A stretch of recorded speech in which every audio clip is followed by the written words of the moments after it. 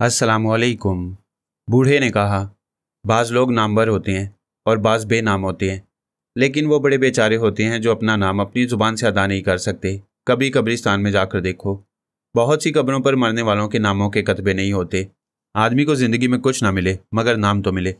वो हिचकिचाते हुए बोली, मेरा नाम मार्लिन है। सही तारीख पैदाइश मालूम नहीं, वरना ज़रूर बता देती। तुमने रेस्तोरां के मालिक के ज़रिए मुझे अपने पास बुलाया है। क्या तुम्हारा कोई मसला है? हाँ, एक शख्स है, मैंने उसे देखा नहीं, सिर्फ उसकी आवाज़ सुनी है। मैं उसकी असलियत मालूम करना चाहती हूँ। उसे देखना चाहती हूँ, लेकिन इस तरह कि वो मुझे ना देखे। तुमने उसकी आवाज़ सुनी है? एक आवाज़ तो वो होती है जो रेडियो से आती है, हम उसे सुनते हैं मगर उस बोलने वाले को देख नहीं सकते। एक आवाज़ टेलीफोन से आती है, फ़ोन से बोलने वाला भी दिखाई नहीं देता। एक आवाज़ दिल से निकलती है, उस आवाज़ को सिर्फ दिल की धड़कनें ही सुनती और समझती हैं। तुम किसी आवाज़ के पीछे भाग रही हो या किसी साय के पीछे? साया? देवी ने एकदम चौंक कर बूढ़े को देखा, फिर पूछा, आपने ये खबर पढ़ी है, ये सुनी है कि एक शख्स गोश्त पोस्ट के ठोस जिस्म से साया बन जाता है? हाँ, मैंने सुना है। वो MIM तंजीम का सरबराह है। क्या तुम उसी को देखना चाहती हो? हाँ, मैं उसी को देखना चाहती हूँ। ये कौन सा मसला है? बहुत से प्रेस फोटोग्राफर्स ने उसकी तस्वीरें उतारी हैं, तुम कल के अखबार में देख लोगी। वो झुंझला कर बोली, आप इतनी नादानी की बातें करते हैं और इतना नहीं समझते कि मैं सिर्फ उसे देखना नहीं चाहती, उसकी असलियत मालूम करना चाहती हूँ, उसका पता ठिकाना मालूम करना चाहती हूँ। मगर क्यों उसका पता ठिकाना और उसकी असलियत मालूम करना चाहती हो? अभी तक तुमने अपना मसला बयान नहीं किया। क्या उसने तुमसे कर्जा लेकर वापस नहीं किया? या वो कोई मुजरिम है और तुम कानून की बालादस्ती के लिए उसे पकड़ना चाहती हो? या उसने ज़ाती तौर पर तुम्हें कोई नुकसान पहुंचा है? वो सर थाम कर सोचने लगी, फिर बोली, वो मुजरिम है, मगर जुर्म ऐसे करता है कि अपने पीछे कोई सबूत नहीं छोड़ता। उसने भारत देश के एक कर्नल और एक टेलीपैथी जानने वाले को कत्ल कर दिया। ये तो बड़े बड़े मुल्कों के मामलात हैं। क्या तुम किसी मुल्क की जासूसा हो और उसे गिरफ्तार करने के लिए तलाश कर रही हो? हाँ, खून का बदला खून होता है। मैं उसे भी मरते हुए देखना चाहती हूँ। इस दुनिया में मेरा कोई रिश्तेदार नहीं है। अभी नहीं है, मगर शादी के बाद तो रिश्तेदारी हो सकती है। मेरी उससे कभी रिश्तेदारी नहीं होगी। अगर तुम तकदीर को मानती हो तो ये भी मान लो कि दुश्मन कभी दोस्त बनकर अपनी ज़िंदगी में दाखिल हो जाता है। मेरा एक ही आइडियल है जिसके इंतज़ार में जी रही हूँ। आदमी कभी कभी अपने साय से डर जाता है। जब मालूम होता है कि वो उसी का साया है तो अपने साय पर मुस्कुराने लगता है। आप या तो फलसफियाना अंदाज में बोलते हैं या फिर घुमा फिरा कर बातें करती हैं। क्या मेरे मसले का सीधा सा हल नहीं बता सकते? कोई मसला होता तो उसका हल ढूंढने की कोशिश करता, वो मसला नहीं है। तुमने अपने लिए मसला बना लिया है। अभी तो मेरी समझ में यही बात आती है कि उसे दोस्त बना लो, दुश्मन समझोगी, और वह तुम्हारे सामने भी आएगा तो उसे गिरफ्तार न कर सकोगी और ना ही उसे कोई नुकसान पहुंचा सकोगी। क्या आप ये सोचकर कह रहे हैं कि मैं एक औरत हूँ और एक मर्द पर काबू नहीं पा सकूंगी? तुम यही समझ लो, मैं तुम्हारे सामने एक मर्द बैठा हूँ, अगरचे बूढ़ा हूँ, इसके बावजूद मुझ पर काबू नहीं पा सकोगी। देवी ने उसे मुस्कुरा कर देखा, फिर उसके दिमाग में पहुंच गई। उसकी सोच में बोली, मैं कुर्सी से उठ रहा हूँ, उठने के बाद दोबारा बैठ जाऊंगा। बूढ़ा काल बौंजा ने सोच के जेरी कहा, मैं क्यों ख्वामखा कुर्सी से उठूं फिर दोबारा बैठूं? प्लीज़ मुझ बूढ़े को उठने बैठने की जहमत ना दो। वह हैरानी से उसे देखने लगी। वो मुस्कुरा कर बोला, जब होटल का मालिक वहां जाकर तुम्हारा पैगाम मुझे दे रहा था और मैं मालिक को तुम्हारे पैगाम का जवाब दे रहा था, उस वक्त तो मेरे दिमाग में आकर मेरे ख्यालात पड़ने लगी थी और मैं समझ गया था कि तुम्हारा कोई मसला नहीं है। जो टेलीपैथी जानता है वो खुद ही अपने लिए मसाइल पैदा कर लेता है। उसने हैरानी से पूछा, आप कौन है? मैं एक बूढ़ा हूँ, सचमुच बूढ़ा हूँ। तुम्हारी या किसी का भी दुश्मन नहीं हूँ, चूंकि मैं सबका दोस्त हूँ, इसलिए मेरी ज़िंदगी में कभी कोई मसला पैदा नहीं होता। मैं पहले ही कह चुका हूँ कि मेरा कोई मज़हब नहीं है, लेकिन मैं खुदा को इसलिए पहचान सकता हूँ कि अपने अमाल अच्छे रखता हूँ।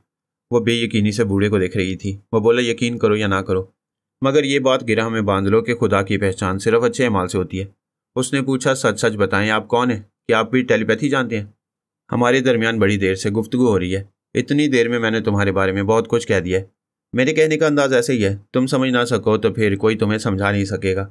वाकई उस बूढ़े ने उसे कहा था कि तुम जिंदगी ऐसी जगह गुजारती हो जहां जवानी के कीमती लम्हात ज़ाय हो रहे हैं। उसने जिद्दी आरजुओं का हवाला दिया था। उसे समझ लेना चाहिए था कि वो पारस को धर्मपति बनाने के लिए जेर ज़मीन रहकर जवानी के कीमती लम्हात ज़ाय कर रही है। फिर बूढ़े ने कहा था कि एक दिन आईना पूछेगा कि बदन के ज़खीरे में जवानी कितनी रह गई है और बुढ़ापा कितना छा गया है।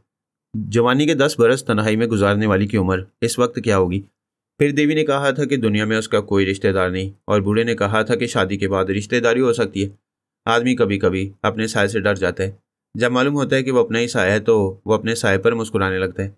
वो अपने नेक अमाल से खुदा को पहचानने वाला देवी को सब कुछ समझा चुका था, लेकिन वो तो उसे ब्रादर कबीर समझकर उससे टकरा रही थी, एक डमी देवी बनाकर उसे धोखा दे रही थी। जबकि बूढ़े काल बौंजा ने यह भी समझाया था कि टेलीपैथी जानने वाले खुद अपने लिए मसाइल पैदा करते हैं।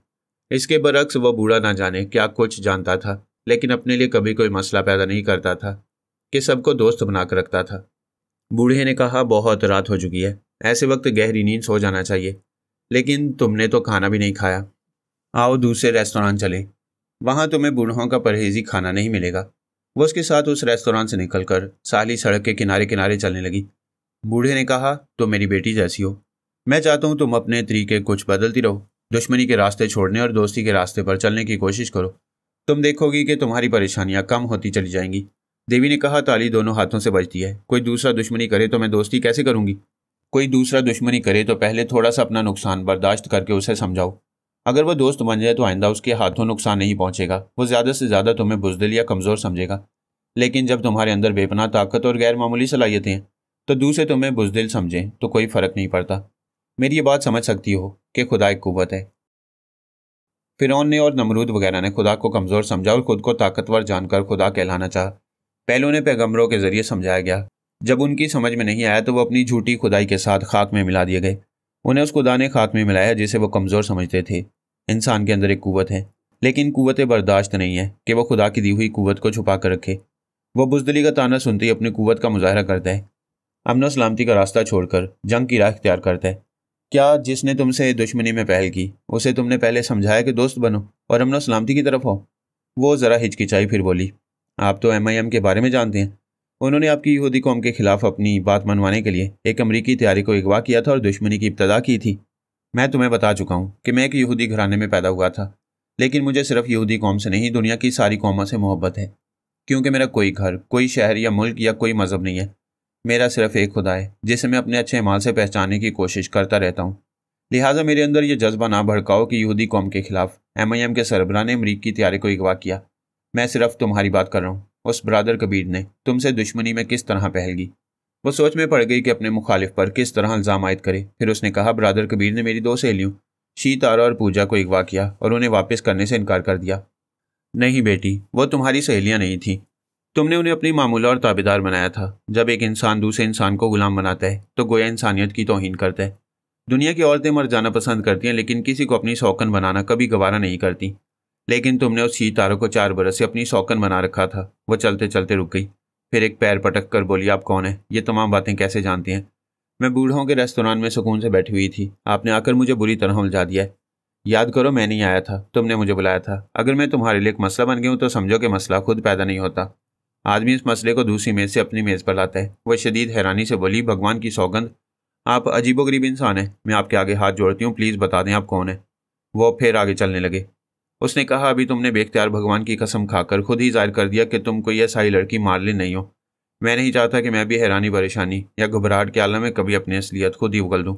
जब तुम चुपके से मेरे ख्यालात पढ़ रही थी तो मैंने अपने बारे में तुम्हें कुछ मालूम होने दिया और कुछ मालूम होने नहीं दिया। क्या ज़रूरी है कि किसी के बारे में सब कुछ मालूम किया जाए? सब कुछ तो सिर्फ खुदा को ही मालूम होता है। मैं आपकी हर बात मानती हूँ। मैं इतराफ़ करती हूँ कि गैर मामूली टेलीपैथी जानने वाले भी सिर्फ उसी हद तक मालूमात हासिल करते हैं जो हद खुदा ने या भगवान ने मुकर्रर की है। मगर फॉर गॉड सेक, आप इतना बता दें कि आप कौन हैं। हाँ, सिर्फ इतना ही बता सकता हूँ कि जितना कातबे तकदीर को मंजूर है। मेरा नाम कार्ल बोंजा नहीं है। मैं यहूदी, ईसाई, मुसलमान कुछ भी नहीं हूँ। मेरा नाम मुकद्दर बेग है। जब मेरे अमाल अच्छे होते हैं तो खुदा मुझे बनाता है, मेरे अमाल ख़राब होते हैं तो खुदा मुझे बिगाड़ता है। इसलिए बार बार कहता हूँ कि सिर्फ अच्छे अमाल से खुदा की रहमतों को पहचाना जा सकता है। वो शकीस्त खुर्दा अंदाज में बोली, आप हर सवाल का जवाब मायने खेज अंदाज में देते हैं। आपकी बातें समझ में आते हुए भी जैसे बहुत कुछ समझने को रह जाती हैं। इसीलिए तो कहते हैं कि जो समझने के लिए रह जाता है उसे वक्त समझाते हैं।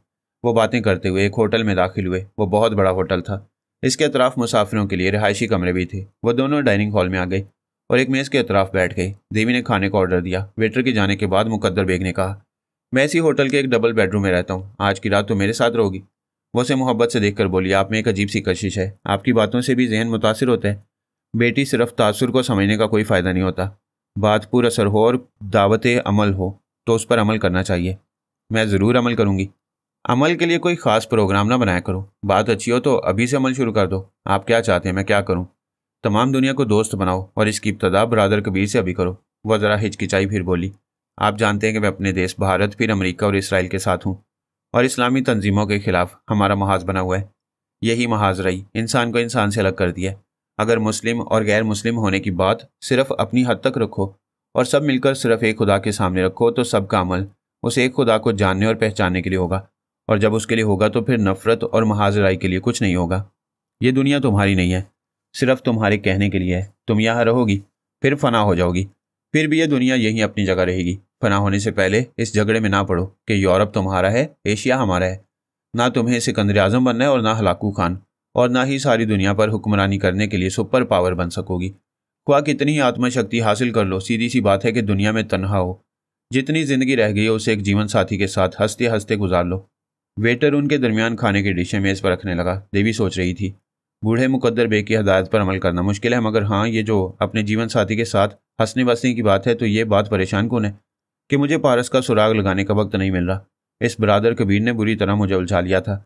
शुक्र है कि मैंने अपनी डमी को यहाँ से एक त्यारे में भेजकर उसे यकीन दिला दिया है कि अब देवी इस्तंबुल और प्रिंसेस आइलैंड से कहीं जा चुकी है। बरादर कबीर उस जजीरे में आने से पहले वापस जा चुका है। अब मैं अपनी डमी के जरिए फिर पारस को तलाश करूंगी और डमी को पेश करके यकीन दिलाऊंगी कि देवी ने जेरे ज़मीन रहना छोड़ दिया है और उसे जीवन साथी बनाने आ गई है।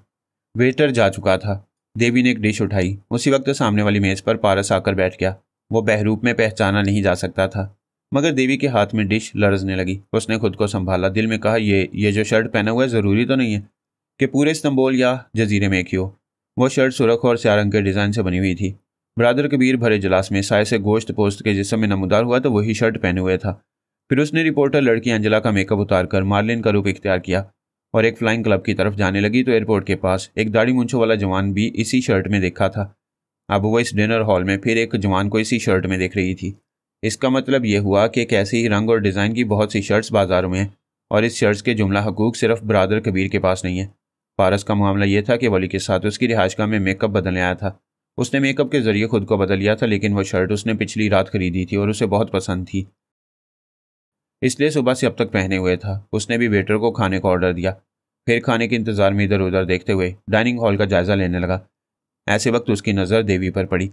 जब वली के साथ एयरपोर्ट के करीब फुटपाथ पर खड़ा हुआ था तब देवी मार्लिन बनी हुई ब्लाउज और स्कर्ट पहने उसी फुटपाथ पर उसके सामने से गुजरी थी। ऐसे वक्त पारस ने उसके चेहरे को गौर से नहीं देखा था, लेकिन रकासा के अंदाज में चलने वाली को देखकर उसे कुछ याद आया था। अली ने उसे टोका था कि वह हसीन लड़कियों को इतनी लगन से क्यों देखता है, और पारस ने कहा था कि वो कुछ जानी पहचानी लग रही है। वह तकरीबन 2 गज के फासले से गुजर कर गई थी। उसके बदन की हल्की सी महक ने उसे चौंका दिया था। उसने अली से कहा था कि इस लड़की के बदन की महक पूरी तरह नहीं मिली, वो बस हवा के हल्के झोंके की तरह गुजर गई।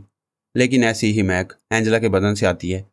इस महक के सिलसिले में अगर पारस दौड़कर मार्लिन के करीब जाता तो तस्दीक हो जाती कि वह एंजेला है और मार्लिन बनकर कहीं जा रही है, लेकिन तस्दीक करने से पहले वो एक टैक्सी में बैठकर चली गई थी।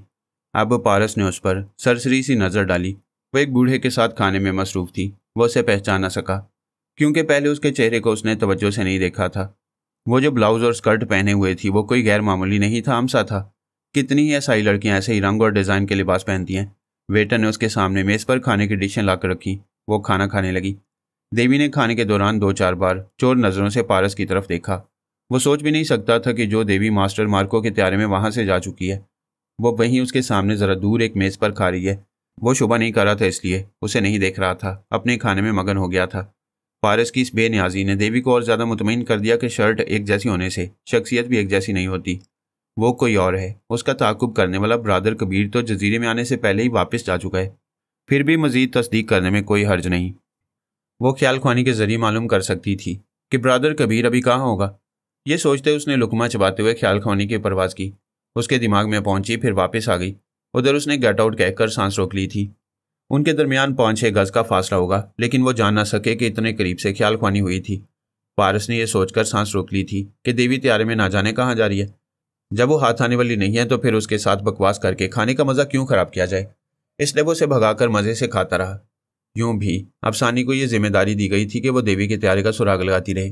बूढ़ा मुकद्दर बेग आंखें बंद के खा रहा था। उसकी प्लेट में मछली, मुर्गी और दुम्बे के गोश्त के तीनों सालन एक दूसरे से गड़मड़ हो गए थे और वह आंखें बंद किए उन्हें टटोल कर खा रहा था। देवी ने हैरानी से पूछा, ये आप आंखें बंद करके क्यों खा रहे हैं? लोग देख रहे हैं, वो क्या सोचेंगे? वो आंखें खोलकर बोला, एक तजुर्बा कर रहा था। आंखें बंद करके प्लेट में से बोटियां ले रहा था। उसे उठाने और चखने से मालूम हो जाता है कि यह मछली का टुकड़ा है, ये मुर्गी का पीस है और ये दुम्बे की बोटी है। यानी इन जानवरों को पहचानने के लिए आंखों से देखना जरूरी नहीं। इसके बरक्स आदमी खुली आंखों से देखकर भी दूसरे आदमी को नहीं पहचान सकता या पहचानने में धोखा खा जाता है। देवी की नज़रें बेख्तियार पारस की तरफ गईं। वो सर झुकाए पहले जैसी बेनियाजी से खाने में मसरूफ था। वह मुकद्दर बेग से बोली, आपकी बातों से कभी कभी वहशत सी होने लगती है। यहाँ इस वक्त आंखें बंद करके खाने का तजुर्बा ज़रूरी था, या आप मुझे कुछ समझाना चाहती हैं? बेटी, जब से तुम मिली हो और जब से हमारी गुफ्तगू का आगाज़ हुआ है, तब से ना जाने कितनी बार तुम्हारे फ़ायदे के लिए तुम्हें समझा चुका हूँ, और ये समझा रहा हूँ कि दुश्मनी के रास्ते छोड़कर दोस्ती का रास्ता इख्तियार करने में तुम्हारे लिए बहुत सी रुकावटें हैं। तुम अपने धर्म को और ब्राह्मण की ऊंची ज़ात के मुकाबले में एक मुसलमान को कमतर समझती हो, इसलिए उसे अपने धर्म में लाकर धर्मपति बनाना चाहती हो। फिर दूसरा मुसलमान बरादर कबीर भी तुम्हारी अना का मसला बना हुआ है। तुम उससे ज़्यादा सलाहियतें और कुव्वतें हासिल करने के लिए 3 ममालिक के तमाम ख्याल ख्वानी करने वालों को अपना गुलाम बना चुकी हो। आज उसे धोखा देकर खुश हो, मगर सुकून से नहीं हो। इतनी रात को एक जजीरे में भटक रही हो। आधी रात गुजर चुकी है, पता नहीं सुबह तक सोना नसीब होगा या नहीं। खाना खत्म हो चुका था। वह नैपकिन से हाथ पहुँचते हुए बोली, मैं कामयाब हो चुकी हूँ, बिल्कुल मुतमईन हूँ। अभी आपके कमरे में चलकर आराम से सुबह तक सोती रहूंगी। उसने बिल अदा करना चाहा। मुकद्दर बेग ने कहा, रहने दो, यहाँ मेरा क्रेडिट कार्ड चलता है, आओ कमरे की चाबी लेकर चलें। उन्हें काउंटर तक जाने के लिए पारस की मेज़ के पास से गुजरना था। करीब पहुंचते ही मुकद्दर बेग ने लड़खड़ाकर फर्श पर गिरने से पहले मेज़ को थाम लिया। पारस ने फौरन ही उठकर उसे सहारा दिया। देवी ने उसका दूसरा बाजू पकड़कर पूछा, आप ठीक तो हैं? वो संभल कर बोला, अब तक तो ठीक था। यूं भी जो होता है ठीक ही होता है, आओ बेटी चलें। वो देवी का बाजू थामकर जाने लगा। पारस गहरी गहरी सांसें लेकर देवी को जाते हुए देख रहा था। जब वो बिल्कुल करीब हो गई थी तो उसने एंजेला की महक को साफ तौर से महसूस किया था। वह उस बूढ़े के साथ काउंटर तक गई। काउंटर गर्ल ने कीबोर्ड से 25 नंबर की चाबी निकाल कर दी। फिर वो दोनों चाबी लेकर चले गए। पारस इस हसीना को जाते वक्त तवज्जो से देख रहा था। चूंकि देवी पूजा के तौर पर रोजाना शिव शंकर की मूर्ति के सामने रक्स करती थी, इसलिए उसकी चाल रक्सीदा रक्सीदा थी। पारस नहीं जानता था कि देवी एक अच्छी रकासा भी है। उसने तो रिपोर्टर लड़की एंजेला की चाल में रक्स का ये हुस्न देखा था। वो शाखे गुल की लचक को भूल नहीं सकता था। वो कुर्सी पर बैठ गया। नैपकिन से हाथ पहुंचकर जरा फासले पर खड़े हुए वेटर को बुलाया। फिर उसे खाने का बिल और टिप देते हुए पूछा, अभी एक बुजुर्ग यहाँ गिरते गिरते संभल गए, हमने भी संभाल लिया। क्या तुमने भी उन्हें देखा था? जी हाँ, मुझे ताज्जुब हुआ, अगरचे वो बूढ़े हैं लेकिन खासे सेहतमंद हैं। पता नहीं कैसे लड़खड़ा गए थे। क्या तुम उन्हें जानते हो? मेरा मतलब है उनका नाम जानते हो? उन्हें यहाँ कौन नहीं जानता। वो क्याफा शनास, माहिर नजूम और माहिर नफ्सियात प्रोफेसर मुकद्दर बेग हैं। यहाँ 25 नंबर के कमरे में रहते हैं। प्रोफेसर साहब के साथ लड़की कौन है? पता नहीं साहब, आज पहली बार देखा है। वैसे कई ज़रूरतमंद परेशान रहने वाली औरतें प्रोफेसर साहब के पास आती रहती हैं। वेटर चला गया। पारस थोड़ी देर तक वहाँ बैठा रहा। उसे इंतजार था कि वो दोनों अपने होटल के कमरे में पहुँच जाएं। रिहायशी कमरे होटल के दाएं बाएं और पीछे थे। वो 2-4 मिनट में पहुँच सकते थे। पारस चंद मिनट के बाद अपनी जगह से उठकर होटल के टेलीफोन काउंटर के पास आया। वहाँ 3 अदद टेलीफोन रखे हुए थे। उसने एक फ़ोन का रिसीवर उठाकर कान से लगाया। दूसरी तरफ से ऑपरेटर की आवाज़ आई। पारस ने कहा, रूम नंबर 25 प्लीज़। वह रिसीवर कान से लगाकर इंतजार करने लगा। कमरा नंबर 25 में देवी पलंग के सिरे पर बैठी हुई थी। इस पलंग के सराहने रखे हुए फ़ोन की घंटी बजने लगी। देवी ने बाथरूम की तरफ देखा। उसका दरवाज़ा खुला हुआ था। वॉश बेसन के नलके से पानी गिरने की आवाज़ आ रही थी। इसके साथ प्रोफेसर मुकद्दर बेग के कुलियाँ करने की भी आवाज़ें थीं। देवी ने कहा, ज़रा जल्दी आए, आपका फ़ोन है। वो बाथरूम से बोला, तुम अटेंड करो, मालूम तो हो कि कौन है। उसने रिसीवर उठाकर कान से लगाया। फिर पूछा, हेलो कौन? दूसरे लम्हे देवी के हलक से हल्की सी चीख निकल गई। उसे ब्रादर कबीर की आवाज़ सुनाई दी। वो कह रहा था, तू जहाँ जहाँ भी जाए मेरा साया साथ साथ होगा। इतनी सी आवाज़ सुनते ही वो चीख पड़ी थी। पारस ने कहा, मुझे किस तरह दिल की धड़कनों से चाहती हो कि सिर्फ आवाज़ सुनते ही पहचान लिया? प्रोफेसर मुकद्दर बेग ने बाथरूम से निकल कर पूछा, क्या बात है, अभी तुमने चीख मारी थी? वो रिसीवर के माउथ पीस पर हाथ रखकर बोली, वो आ गया, वो कोई शैतान है, जिन भूत या जादूगर है, मेरी समझ में नहीं आता। उसे कैसे मालूम हो जाता है कि मैं कहाँ छुपी हुई हूँ?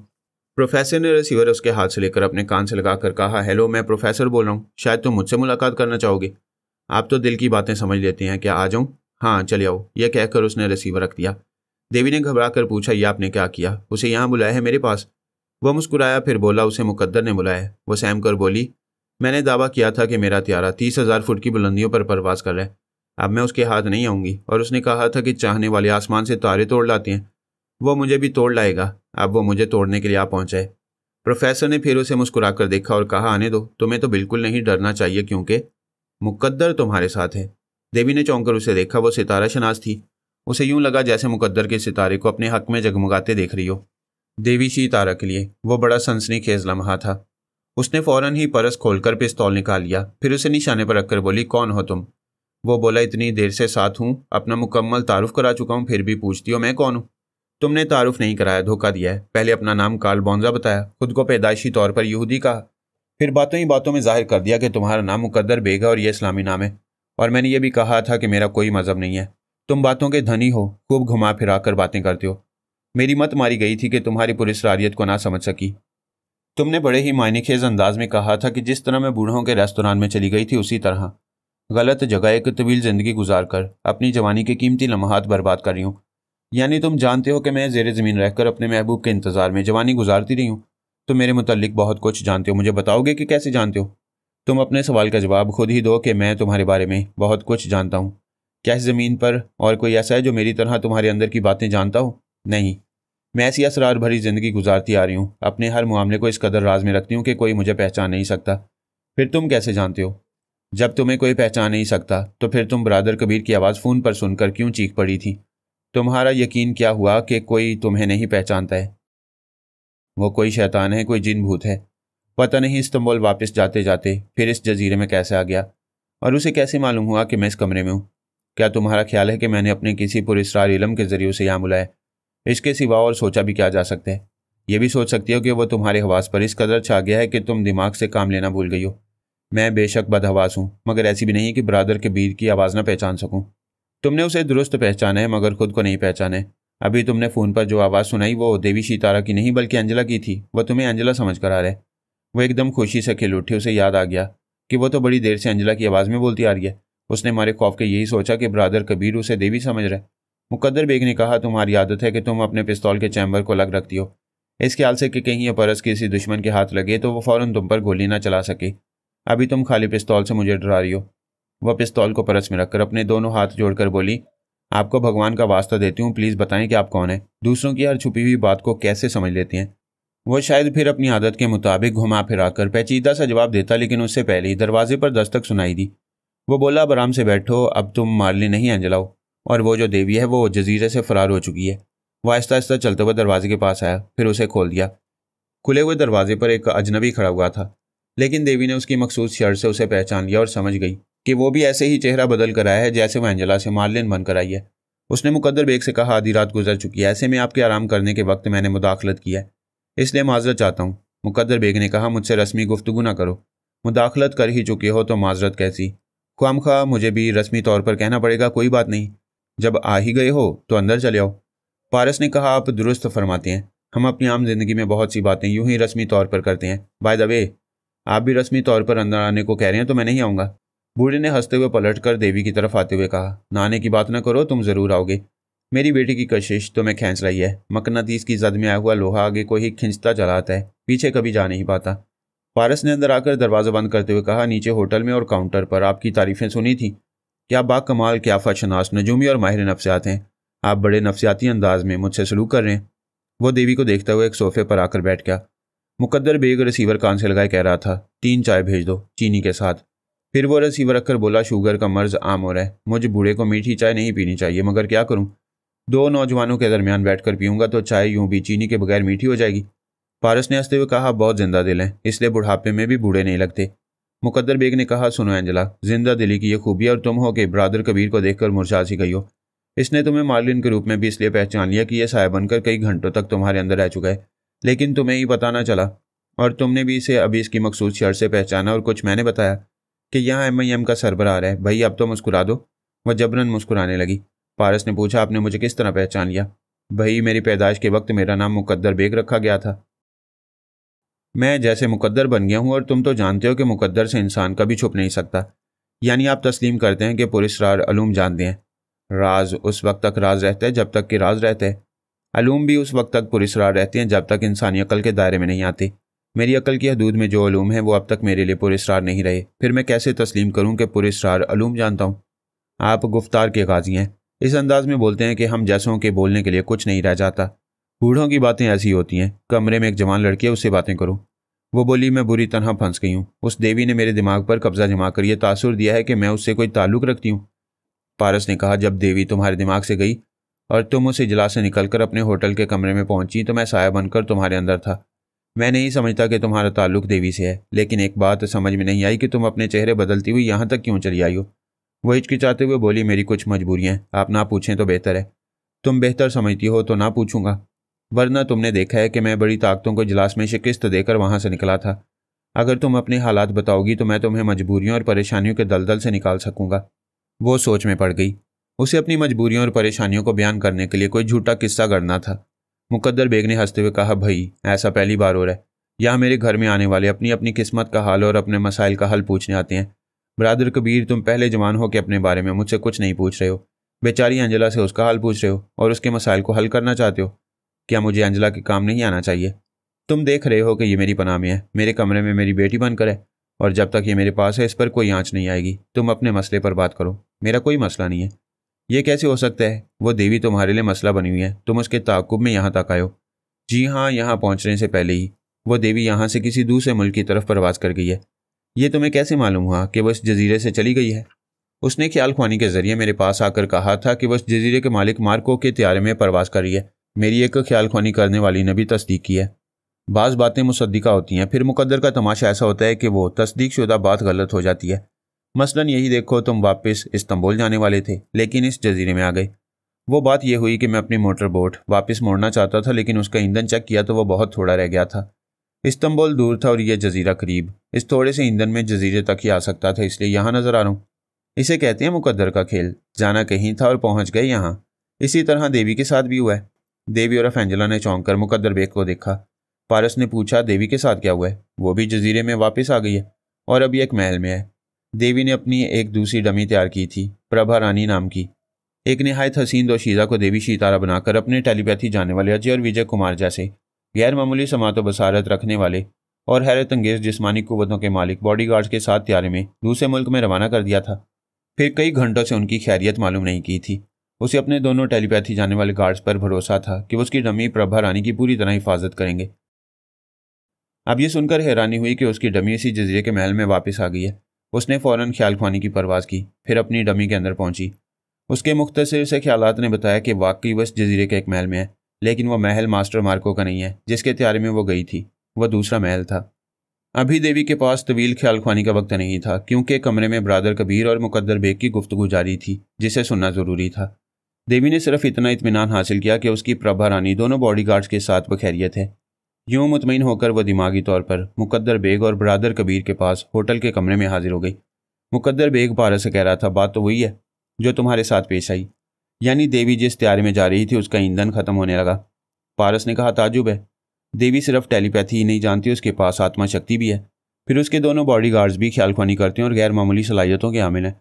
क्या उन्होंने परवास से पहले त्यारे के जिम्मेदार अफसरों और मुलाजमों के दिमाग में झांक कर मालूम नहीं किया होगा कि त्यारे में कौन सी खामी, खराबी या कमी रह गई है? उन्होंने बहुत मोहतात रहकर उन तमाम अफराद के दिमागों में जाकर ख्यालात पड़े थे जो त्यारे से ताल्लुक़ रखते थे और वहाँ आसपास दूसरी ड्यूटी अदा कर रहे थे, लेकिन किसी के जहन में कोई साजिश नहीं थी। त्यारे के जिम्मेदार शख्स ने ईंधन की टंकी फुल कर दी थी। डैशबोर्ड में उसका कांटा भी बता रहा था कि यहाँ से यूनान जाने तक ईंधन की कमी नहीं होगी। होटल का मुलाजिम चाय ले आया, फिर मेज़ पर रखकर चला गया। देवी मेज़ के पास आकर चाय तैयार करने लगी। मुकद्दर बेग ने कहा, दरअसल देवी वगैरह मार्को के मेहमान थे, उसके महल में गए थे, लेकिन ये नहीं जानते थे कि मिस्टर मार्को का एक दुश्मन भाई है जिसका नाम डी वॉन है। वो चाहता है कि ये जजीरा उसकी मलकियत बन जाए। मार्को बहुत बड़ा स्मगलर है, डॉलर के हिसाब से अरबपति है, इस जजीरे का मालिक भी है। इससे पहले एक मुसलमान खातून यहाँ की मालिका थी। इसके बाद मार्को ने यह जजीरा खरीद लिया।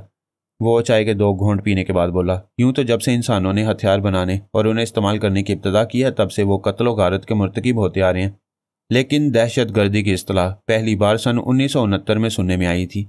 शुमाली आयरलैंड में तशद्दुद करने वाले इंतहा पसंदों का गिरोह पैदा हुआ। उस गिरोह ने दहशत गर्द एजेंसी की सूरत इख्तियार की। जो सियासी पार्टियों ने ज़्यादा रकम अदा करती थी वो उसके लिए मुल्क में तखरीबी कार्रवाइयाँ करके हुकूमत वक्त को मजबूर और बेबस बना देते थे। पहली बार शुमाली आयरलैंड में दहशत गर्दी की इंतहा की गई। इस दहशत गर्दी में 240 पुलिस वाले मारे गए, 480 जख्मी हुए। पुलिस के दफ्तरों में 1680 हमले किए गए। मौजूदा तारीख में पुलिस डिपार्टमेंट पर ऐसे ज़बरदस्त हमले और कत्लो गारतगरी नहीं हुई। पूरे शुमाली आयरलैंड में जब 8000 बमों के धमाके हुए तो पूरा यूरोप लरज़ कर रह गया। कई ममालिक ने मुत्तहिद होकर एंटी टेररिस्ट स्क्वाड कायम करके इस गिरोह को पसपा किया। उसका सरगना गिरफ्तार तो नहीं हुआ, लेकिन कहीं गुमनामी में मारा गया। जहर के प्याले में अगर एक कतरा भी रह जाता है तो वो पानी में मिलकर पानी की पूरी टैंकी को जहरीला बना देता है। वहाँ जो दहशत गर्दी का जहर ख़त्म कर दिया गया था उसका एक कतरा रह गया था। वाको डी वॉन उस पसपा हो जाने वाले सरगना का एक ख़ास और राजदार मातियत था। जो स्मगलिंग, असला की मार्केटिंग और किसी भी मुल्क में दहशतगर्दी के जरिए सियासी तब्दीलियां लाने और हुकूमतें तब्दील कराने के हथकंडे खूब जानता था। जुराइम की दुनिया में सियासी दहशतगर्दी एक नई चीज़ थी। वाको डी वॉन के 4 जवान बेटे थे। उसने बेटों की मदद से सियासी दहशतगर्दी को जारी रखा। वो जिस मुल्क में गए वहाँ की अपोजिशन सियासी पार्टियों ने अपनी खुफिया पनाहगाहों में रहने दिया और उनके लिए हर तरह की सहूलतें फराम की। मार्को को इब्तदा से स्मगलिंग के धंधे में महारत भी हासिल थी और वो ज़्यादा से ज़्यादा मुनाफा कमाने के लिए दुनिया की हर बंदरगाह और हर एयरपोर्ट के कस्टम डिपार्टमेंट से गहरे ताल्लुकात रखता था। इस धंधे के लिए उसने प्रिंसेस आइलैंड को अपना अड्डा और हेडक्वार्टर बनाया हुआ है। उसके दूसरे भाई मुख्तलिफ ममालिक में बाप के बताए हुए दहशतगर्दी के रास्ते पर चल रहे थे। इधर पिछले कई माह से मार्को के एक भाई वास्को डी वॉन को अभी एक जजीरे की ज़रूरत थी जहां वो अपने वफादारों को दहशतगर्दी की बाकायदा ट्रेनिंग दे सके। मार्को ने कहा, वास्को तो मेरे भाई हो, मैं तुम्हें अपने गार्ड्स के साथ अपने जजीरे में रहने की इजाज़त दे सकता हूँ, लेकिन यहाँ दहशतगर्दी के लिए ट्रेनिंग सेंटर बनाने नहीं दूंगा। उसने अपने भाई वास्को डी वॉन को रिहाइश के लिए दूसरा महल रहने को दिया और उसे सिर्फ अपने मुसल्लह गार्ड्स रखने की इजाज़त दी, लेकिन वास्को वो जजीरा चाहता है। उसने मार्को से कहा कि जजीरे की कीमत लगाए, मगर मार्को इसे फ़रोख्त करना नहीं चाहता है। तब वास्को ने प्लान बनाया कि भाई मार्को को हमेशा के लिए किसी हादसे का शिकार बना दे तो भाई की जायदाद और यह जजीरा उसे मुफ्त में हासिल हो जाएगा, क्योंकि सगा छोटा भाई भी उसका वारिस होगा। मार्को ने ना शादी की और ना उसकी कोई औलाद है। मुकद्दर बेग ने खाली प्याली मेज़ पर रखते हुए कहा, आज छोटे भाई वास्को को मालूम हुआ कि मार्को रात के वक्त कहीं त्यारे में जाने वाला है और महल के पीछे रनवे पर त्यारे की चेकिंग हो रही है और ईंधन भरा जा रहा है। वो नहीं जानता था कि किसी देवी ने मार्को को ख्याल ख्वानी के जरिए ट्रैप किया है और मार्को की जगह खुद त्यारे में जाने वाली है। लिहाजा उसने सोचा कि भरी हुई ईंधन की टैंकी खाली होती जाएगी तो त्यारा किसी मंजिल पर नहीं पहुंच सकेगा, किसी जगह गिरकर तबाह हो जाएगा। पारस ने कहा, समझ गया, वास्को डी वॉन के किसी आदमी ने त्यारे की टैंकी में सुराख कर दिया होगा। देवी और उसके टेलीपैथी जानने वाले उस आदमी को ना देख सके। त्यारे को फिजा में उड़ते वक्त भी ईंधन की मिकदार बताने वाले कांटे ने शुबे में मुब्तला नहीं किया, क्योंकि टैंकी के सुराख से पेट्रोल गिरना शुरू हुआ था। थोड़ी देर बाद पता चला डैशबोर्ड का कांटा बता रहा होगा कि टैंकी तेजी से खाली होती जा रही है, इसलिए देवी का बॉडीगार्ड फौरन त्यारे को इसी जजीरे में वापस ले आया। मुकद्दर बेग ने कहा, बिल्कुल ठीक, कुछ ऐसा ही हुआ। जब तैयारा रनवे पर दौड़ता हुआ फिजा में बुलंद हो गया तो वास्को डी वॉन ने समझा कि बड़ा भाई मार्को मौत के सफ़र पर रवाना हो चुका है, अब वापस नहीं आएगा। उसने पहले ही अपने 120 दहशतगर्दों को मुख्तलिफ भेस में यहाँ बुलाकर छुपा रखा था। उन्होंने महल का मुहासरा कर लिया। वास्को डी वॉन ने ऐसा शबखून मारा था कि महल के मुसल्ला पहरेदार कुछ मारे गए और बाकी ने हथियार फेंककर वास्को की अतात कबूल कर ली। वो महल के अंदर आया तो बड़े भाई को देखकर हैरान रह गया। उसने पूछा, ब्रादर मार्को, अभी जो त्यारा गया उसमें तुम नहीं गए थे, फिर कौन गया? मार्को ने परेशान होकर कहा, मेरी समझ में नहीं आ रहा है, ऐसा लगता है कि मेरा दिमाग मेरे काबू में नहीं है। आज शाम ही से मैं बेख्तियार ऐसे काम करता आ रहा हूँ जो मेरी समझ से बाहर हैं। मैंने अपनी सेक्रेटरी से कहा था कि महल में मेरे मेहमान आ रहे हैं, उनकी तफरीह के लिए एक त्यारा तैयार रखो। फिर एक नहायत हसीन और जमील दोशीज़ा 2 बॉडीगार्ड्स के साथ आ गई। मैं जैसे उसका ताबेदार बन गया। उसने कहा कि वो त्यारे में सैर करने जाएगी। मैंने इनकार नहीं किया। वो मेरे पायलट को भी नहीं ले गई, लेकिन मैं खामोश तमाशाई और उसका दीवाना बना रहा। अभी तक मेरी समझ में नहीं आया कि यह सब क्या हो रहा है। मैंने टेलीपैथी के मुतालिक बहुत कुछ सुना है। क्या वो हसीना टेलीपैथी जानती होगी? वास्को डी वॉन अपने बड़े भाई की बातें बड़ी तवज्जो से सुन रहा था और तरह तरह के सवालात कर रहा था। फिर वो बोला, बेशक ये टेलीपैथी का चक्कर है। तुम्हारे बयान से पता चलता है उसने सिर्फ तुम्हें नहीं बल्कि तुम्हारे खास आदमियों को भी अपना ताबेदार बना रखा था। इससे जाहिर होता है कि उसके दोनों बॉडीगार्ड्स भी टेलीपैथी जानती हैं, क्योंकि एक हसीना बैक वक्त कई आदमियों को अपना मुती और फरमा बरदार नहीं बना सकती थी। वैसे ही अच्छा ही हुआ कि वो तमाम टेलीपैथी जानने वाले जहन्नुम में पहुंच गए होंगे। मार्को ने पूछा, ये तुम कैसे कह सकते हो? ऐसे कि मैंने तुम्हें त्यारे के हादसे में मार डालने की प्लानिंग की थी, क्योंकि तुम्हारे बाद मुझे इस जजीरे का मालिक बनना है। क्या तुम अपने घटिया इरादे से बाज नहीं आओगे? यहाँ दहशतगर्दी का सेंटर बनाना चाहते हो? क्या तुम ये चाहते हो कि मैं तुम्हें इस जजीरे से बाहर निकाल दूँ? तुम इस दुनिया से बाहर निकलोगे। मेरे बड़े भाई हो, तुम्हें गोली मारते हुए अफसोस हो रहा है, मगर क्या किया जाए। मजहबी और इंसानी तारीख बताती है कि इस ज़मीन पर पहला कत्ल एक भाई ने दूसरे भाई का किया था। ये कहते उसने मार्को को गोली मार दी। अपने वफादारों और मकतूल मार्को के वफादारों को बुलाकर कहा, अब मैं इस जजीरे का बादशाह हूँ, जो मेरी अतात से इनकार करेगा मारा जाएगा। सबने उसका वफादार रहने की कसम खाई। उसने कहा, मार्को की लाश का चेहरा वगैरह बिगाड़ कर समुद्र में फेंक दो। दूसरी तरफ त्यारा तबाह हो चुका होगा। दुनिया को और कानून को समझा दिया जाएगा कि मार्को त्यारे के हादसे में हलाक हो गया। उसके अहकामात की तामील की गई। मार्को का चेहरा और उसके जिस्म के शनाख्ती निशानात को बिगाड़ कर समुद्र में फेंक दिया गया। ऐसे ही वक्त वह त्यारा वापस आता हुआ दिखाई दिया। वास्को डी वॉन ने परेशान होकर कहा, यह क्या हो गया? त्यारा वापस आ रहा है। शायद पायलट को ईंधन के बारे में मालूम हो चुका है। मैं अपने पुराने और नए वफादारों से कहता हूँ कि तुम सब इस लम्हे से गूंगे बन जाओ। वह सब वापस आने वाली टेलीपैथी जानते हैं। तुम में से जो भी मुंह से आवाज़ निकालेगा उसे मैं और मेरे खास मातहत गोली मार देंगे। वास्को डी वॉन यानी नए आका के उस वफादार ने, जिसने पेट्रोल की टंकी में सुराख किया था, उन लोगों की निशानदेही की जो डमी और उसके बॉडीगार्ड से मिल चुके थे। उनकी परवाज़ के लिए तैयारी को रनवे पर चेक किया था। यानी बुनियादी बात यह कि उन सब ने टेलीपैथी जानने वालों को अपनी आवाज़ें सुनाकर अपने दिमागों में जगह दी हुई थी। नए आका वास्को डी वॉन ने तैयारी के रनवे पर उतरने से पहले उन सबको गोलियों से छलनी कर दिया। ऐसे किसी शख्स को जिंदा नहीं छोड़ा जो टेलीपैथी जानने वालों का आलेकार बन सकता था। बाज़ हालात में अकल काम नहीं करती। ऐसे वक्त फाते बनने का नशा भी तारी रहता है। अगर ऐसे वक्त वास्को डी वॉन ज़रा अकल से काम लेता तो उसे ये याद आ जाता कि टैंकी के सुराख से बहने वाला पेट्रोल रनवे से गिरता हुआ गया था और अब तैयारी की वापसी पर भी उसे टैंकी से रनवे पर पेट्रोल गिरता आ रहा था। ऐसे वक्त वह दूर ही से एक जलती हुई मशाल फेंक देता या आग उगलने वाली गन से तैयारे की सिमत फायर करता तो बहने वाले पेट्रोल में आग लग जाती और वह तीनों टेलीपैथी जानने वाले तैयारे के साथ तबाह हो जाते। बाद में उसे अकल आई, लेकिन वक्त गुजर जाने के बाद अकलमंदी दस्तक दे तो अहमकाना दस्तक कहलाती है। वह तीनों तैयारे से उतर गए। उन्होंने चारों तरफ देखा, कोई नजर नहीं आया। तमाम मुसल्लह अफराद छुपे हुए थे। डमी देवी और उसके बॉडीगार्ड्स को इस बात का गुस्सा था कि मार्को के किसी खुफिया गिरोह ने उनकी लाइलमी में ईंधन का मसला पैदा किया था। उन्होंने सोचा था कि जजीरे में वापस आकर मार्को के जरिए उन नामालूम दुश्मनों तक पहुंचेंगे, लेकिन रनवे में दूर तक यानी महल के पिछले हिस्से तक वीरानी नजर आई तो उनका माथा ठिनका। मार्को समेत जितने अहम अफराद के दिमागों में उन्होंने जगह बनाई थी और जो ताबेदार थे उन्हें तैयारी की आवाज़ सुनकर आना चाहिए था, लेकिन वो भी नहीं आए। तो दोनों बॉडीगार्ड्स ने ख्याल ख्वानी की परवाज़ की और मार्को और दूसरे ताबेदारों के दिमागों तक पहुंचना चाहा तो सबके मुर्दा दिमागों से उनकी सोच की लहरें वापस आ गईं। तब उन्होंने इस पहलू से सोचा कि दुश्मन बेचारा मार्को नहीं था, दुश्मन कोई और है और ऐसी मुनज़्ज़म मुसल्लह फ़ौज रखता है जिसने जजीरे और महल के मालिक मार्को और उसके अहम मातियतों को ख़त्म कर दिया है। और अब जो रनवे से महल तक खामोशी और वीरानी नजर आ रही है वो किसी तूफान का पेश खैमा लग रही थी। अजय कुमार ने कहा, देवी जी, हमें इस महल की तरफ नहीं जाना चाहिए।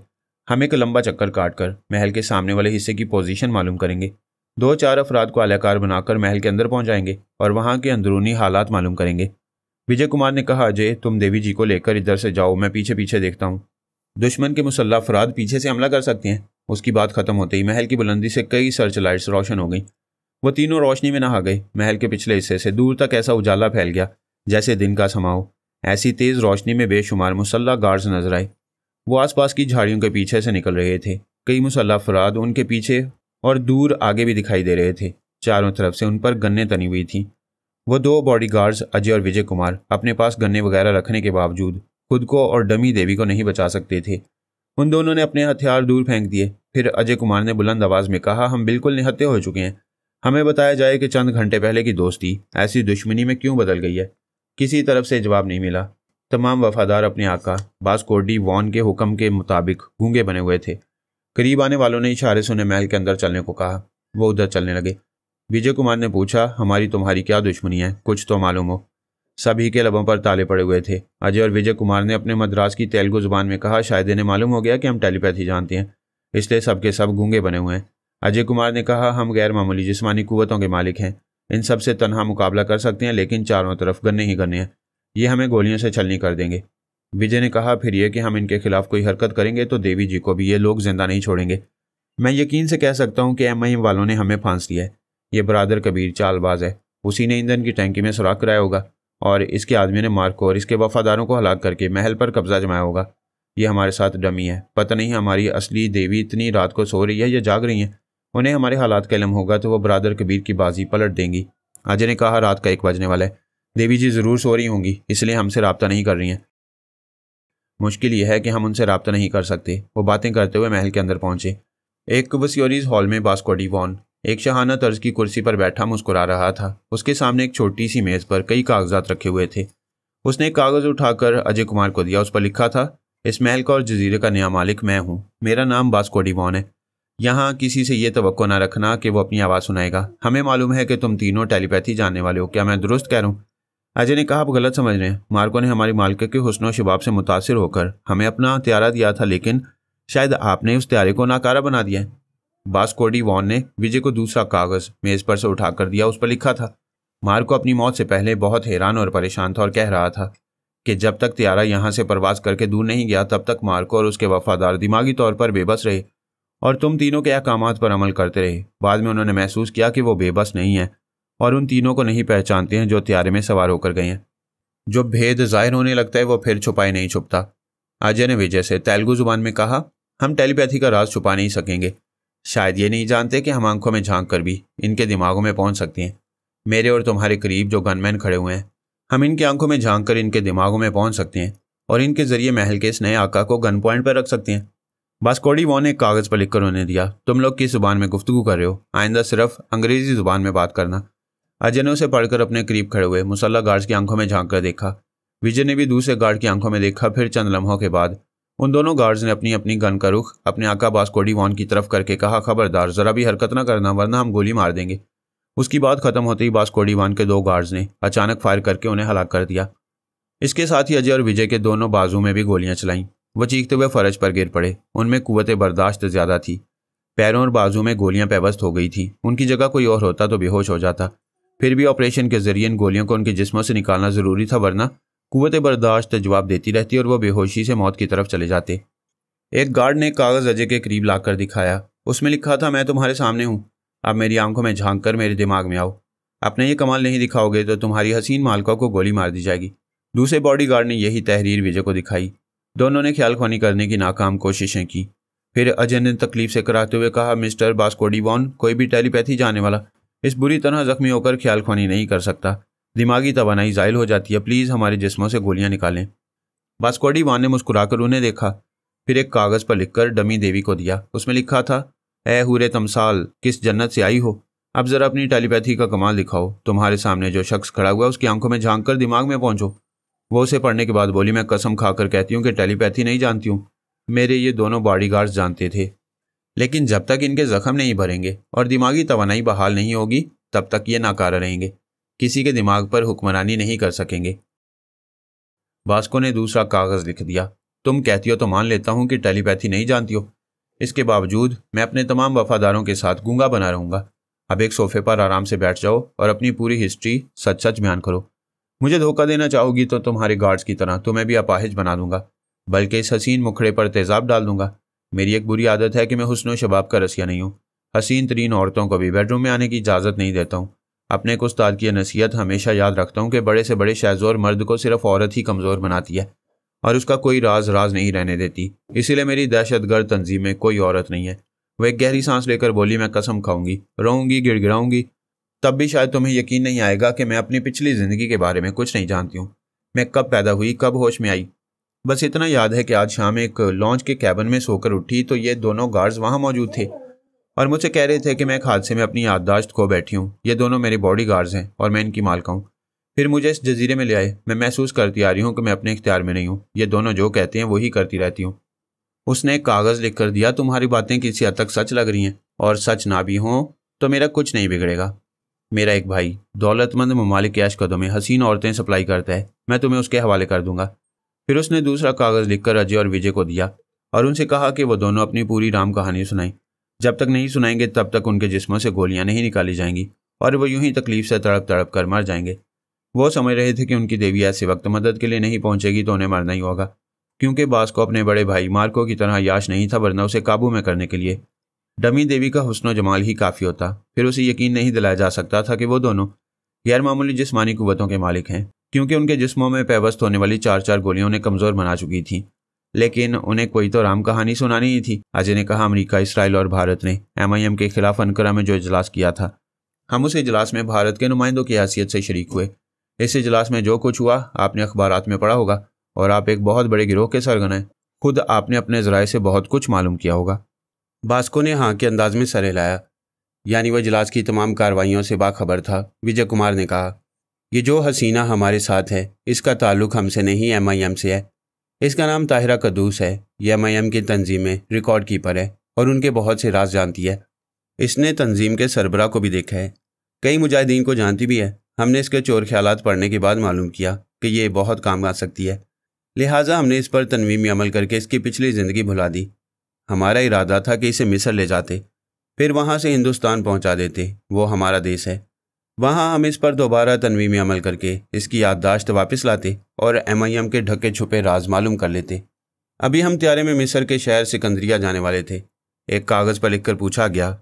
MIM वाले बड़े खतरनाक हैं। तुम दोनों की इतनी अहम रिकॉर्ड कीपर को कैसे अंकारा से इस्तांबुल और इस्तांबुल से फिर यहाँ लायो?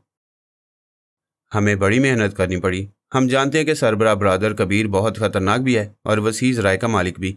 जल्दी ये मालूम कर लेगा कि हमने उसकी रिकॉर्ड कीपर हसीना को अगवा किया है। एक कागज़ की तहरीर ने कहा, वो कितना ही खतरनाक और वसीज राय का मालिक हो, इस जजीरे में आकर हमारा कुछ नहीं बिगाड़ सकेगा।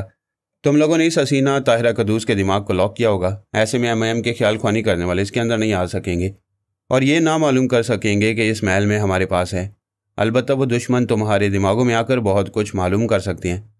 लिहाजा तुम्हारे जैसे दिमागी तवानाई खो देने वालों को मैं अपने लिए मुसीबत बनाकर नहीं रखूँगा। तुम्हें अब इस दुनिया से जाना चाहिए। ये पढ़ते ही विजय कुमार ने गिड़गिड़ा कर कहा, नहीं, हमें जान से मारने की गलती ना करो। हम तुम्हारे बहुत काम आएंगे, तुम्हारे ताबेदार बनकर रहेंगे। वास्को डी वॉन के पास कोई हिप्नोटाइज करने वाला नहीं था, वरना अजय और विजय को तनवीम अमल के जरिए अपना ताबेदार बना लेता। अजय ने कहा, हम गैर मामूली सलाहियतों के हामिल हैं। जिस्मानी ताकत के मुकाबले में कोई हमारा मुकाबला नहीं कर सकता। एक और कागज़ की तहरीर ने कहा, अगरचे जिस्मानी सेहतमंदी और ताकत लाजमी होती है, लेकिन मेरे लोग दहशतगर्द और तखरीबकार हैं। दुनिया के तमाम पुराने और नए हथियारों को इस्तेमाल करने की महारत रखते हैं। दहशतगर्दी में जिस्मानी ताकत की हैसियत सानवी है और असलहा के इस्तेमाल की महारत को अवलियत दी जाती है। अजय ने कहा, हमारे पास इसके अलावा भी गैर मामूली सलाहियतें हैं। हम हज़ारों मील दूर की आवाज़ों को सुन सकते हैं। इस बात पर सब कहके लगाने लगे। विजय ने कहा, इसे मजाक न समझो। हम गैर मामूली सलाहियतों के हामिल हैं। हम रात की गहरी तारीकी में दूर तक बिल्कुल वाज़े तौर पर देख लेते हैं। कोई दुश्मन अंधेरों में हमसे छुप कर नहीं रह सकता। कागज़ की तहरीर ने कहा, जब मौत आती है तो इंसान की बड़ी बड़ी हैरत अंगेज़ और गैर मामूली सलाहियतें धरी की धरी रह जाती हैं। अगर किसी एक भी सलाहियत से, तदबीर या मक्कारी से बच सकते हो तो बचने की कोशिश करो। मैं तुम दोनों को 2 मिनट की मोहलत दे रहा हूँ। जो ज़हीन, हाजिर दिमाग और गैर मामूली सलाहियतों के हामिल होते हैं, उनके लिए मौत जैसी किसी मुसीबत से निकलने के लिए 2 मिनट बहुत ज़्यादा होते हैं। वो तो पलक झपकते ही मुसाइब से निकल आती हैं, बशर्ते कि उनकी मौत का वक्त ना आया हो। जब वक्त आ जाता है तो 2 पल हों या 2 मिनट, आदमी कुछ कर नहीं पाता। मुख्तसर ये कि बास को एक इशारे पर अजय और विजय कुमार को गोलियों से छलनी कर दिया गया। डमी देवी दोनों हाथों से मुंह छुपाकर रोने लगी। एक मुसल्ला गार्ड ने अपने आका की तहरीर उसे दी। उसमें लिखा था, आंसू पहुँच लो, तुम जिंदा रहोगी। तुम्हें महल के एक दूर उफ्तादा कमरे में कैदी बनाकर रखा जाएगा ताकि हमारी कोई बात या आवाज़ तुम्हारे कानों तक ना पहुँच सके और तुम्हारे ज़रिए दूसरे ख्याल ख्वानी करने वाले यहाँ पहुँच जाएं। मैं अपने भाई से रब्ता करके कल तक तुम्हें उसके हवाले कर दूंगा। वो बहुत बड़ी रकम लेकर तुम्हें किसी शाह के ऐश कदे में पहुँचा देगा। अकेली रह जाने वाली ने आंसू भरी आंखों से वो तहरीर पढ़ी, फिर एक सरदाह भर कर रह गई। वो कर भी क्या सकती थी। जजीरे के होटल के उस कमरे में वो तीनों खामोश बैठे हुए थे। इस बड़े सोफे पर मुकद्दर बेग पारस के साथ बैठा हुआ था। उसने अजय और विजय कुमार की मौत और डमी देवी की बेबसी की रुदाद सुनाने के बाद थोड़ी देर के लिए खामोशी इख्तियार कर ली। उसने रुदाद सुनाने के दौरान उस देवी को डमी नहीं कहा था, मगर उनके पास दूसरे सोफे पर बैठी हुई एंजला देवी समझ रही थी कि इस वक्त जजीरे के महल में जिस देवी को कैद किया गया है वो डमी है और अपने बचाव के लिए कुछ नहीं कर सकेगी। इन लम्हात में असली देवी सितारा के दिल पर बिजली गिर चुकी थी जब उसने अपने बेहतरीन और ज़बरदस्त बॉडीगार्ड्स अजय और विजय की मौत के बारे में सुना था। उसने अपने भारत देश के लिए 4 गैर मामूली रिपोर्ट टेलीपैथी जानने वाले पैदा किए थे, अजय कुमार, विजय कुमार, राजेश और रघुनाथ। उन चारों में से राजेश को कर्नल ने गोली मार दी और अब विजय और अजय भी मर चुके थे।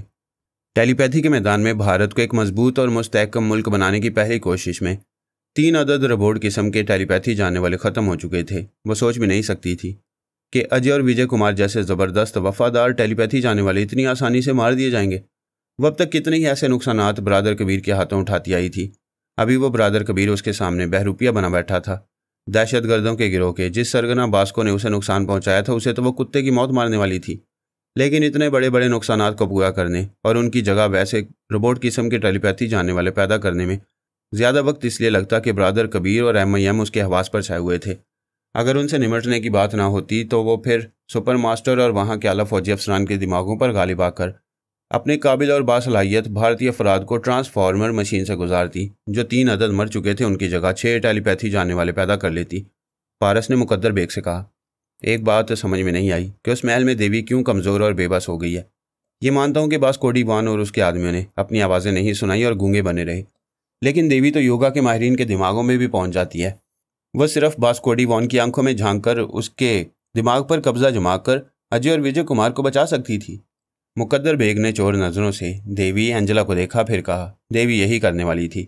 उससे पहले ही दुश्मनों ने गोलियां चलाकर अजय और विजय कुमार को दोनों हाथों पांवों से अपाहिज बना दिया। उनके जिस्मों से गोलियां भी निकाल दी जाती, तब भी वो अपाहिजों की जिंदगी गुजारते। वो दोनों देवी के काम के नहीं रहे थे, इसलिए वो आंसू बहाकर अपनी कमजोरी का इजहार करती रही। उसने कैदी बनना मंजूर कर लिया ताकि दूसरे दिन बास्को का दूसरा भाई उसे लेने आए तो वो दोनों भाइयों को ठिकाने लगा सके। उसका इरादा है कि वो ताहिरा कदूस के फर्जी नाम से उस महल की और इस जजीरे की मालका बन जाए। अभी उसे जिस कमरे में कैद किया गया है वहाँ वो फर्श पर पालती मारे बैठी है, पूजा भक्ति में मसरूफ है और आत्मा शक्ति के जरिए बास्को डी वान और उसके खास मातियतों के अंदर पहुँचती जा रही है।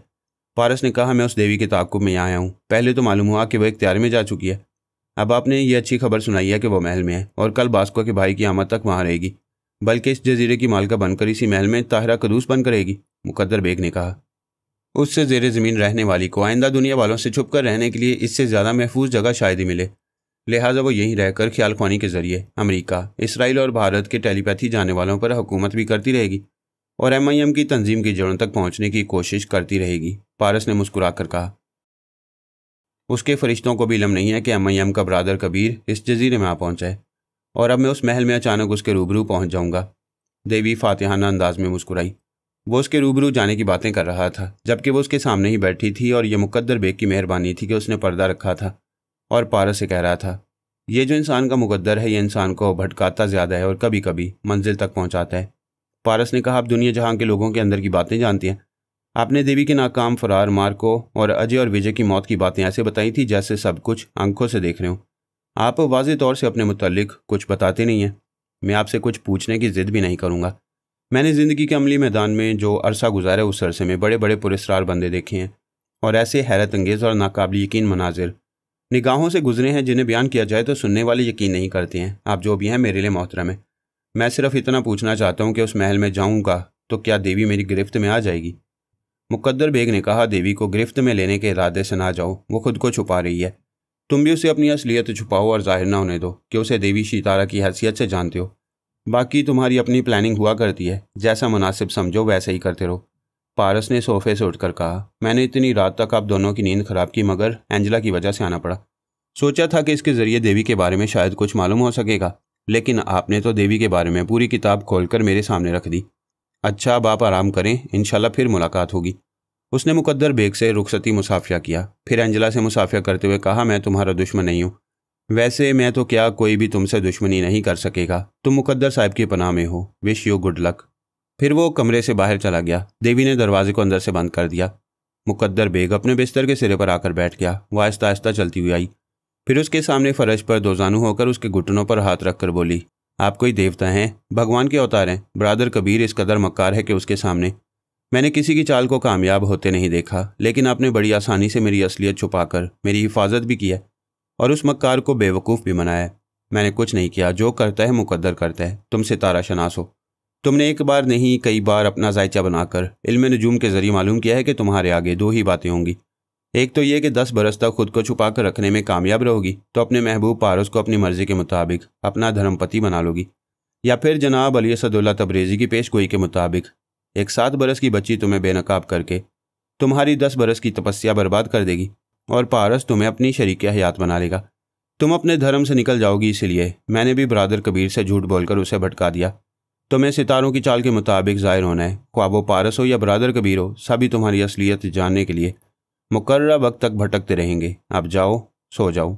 वह दूसरे बिस्तर पर आकर लेट गई।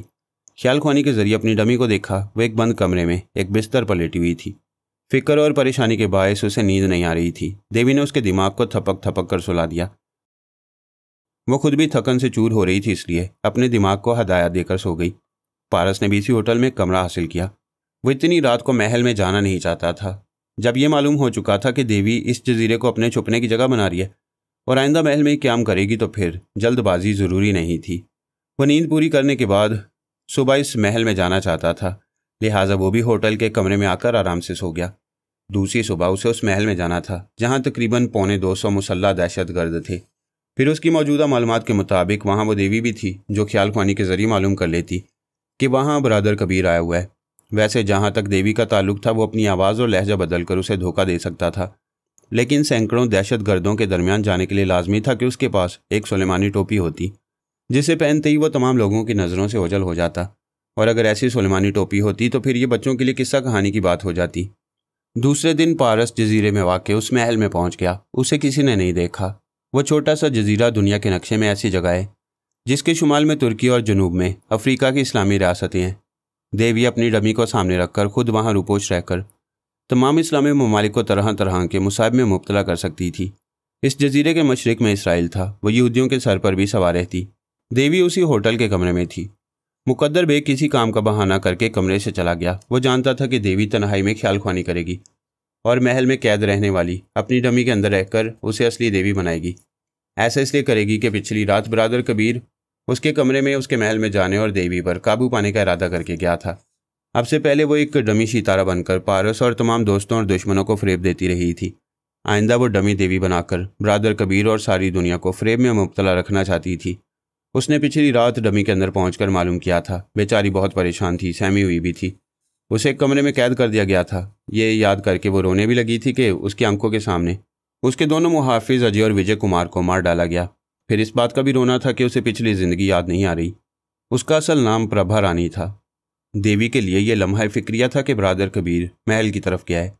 अगर प्रभा रानी से उसका सामना होगा और वह अपने भूले हुए माजी के सिलसिले में कोई परेशानी जाहिर करेगी तो वो मक्कार ब्रादर कबीर शुबा करेगा, बल्कि यकीन करेगा कि वो असली देवी नहीं है। जो असल है वो पहले की तरह डमी सितारा वाला ड्रामा प्ले कर रही है। देवी को इस जजीरे के मौजूदा मालिक बास्कोडी वॉन और इसके भाई की फिक्र नहीं थी, जो प्रभा रानी के हुस्न शबाब को किसी ऐश कदे में पहुंचाने वाले थे। वो उनको चुटकियों में मसल सकती थी।